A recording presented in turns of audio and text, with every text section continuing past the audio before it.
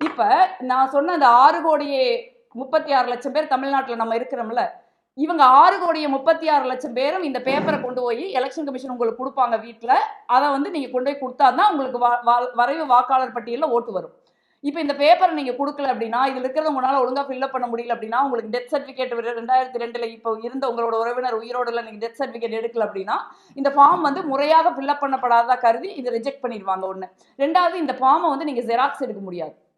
இப்போ ஒருக்கா தப்பா எழுதிடுறீங்க, 2 டைம் தப்பா போயிருது, உங்களுக்கு எழுத படிக்க தெரியல, உங்களுக்கு யாருக்கு ஹெல்ப் இல்லை அப்படின்னு சொன்னா, இந்த ஃபார்ம் உங்களால எழுத முடியல அப்படின்னா, இந்த இந்த இந்த பேப்பர் நீங்க திருப்பி கொடுக்க முடியாது.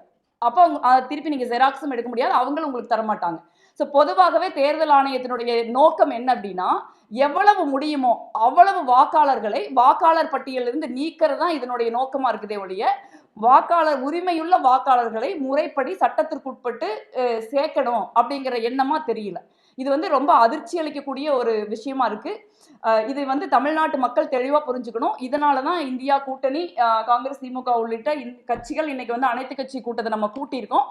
அதனாலதான் நம்ம இந்த எஸ்ஐஆரை, இந்த வாக்காளர் சிறப்பு வாக்காளர் பட்டியல் சிறப்பு திருத்தத்தை கடுமையா எதிர்க்கிறோம்.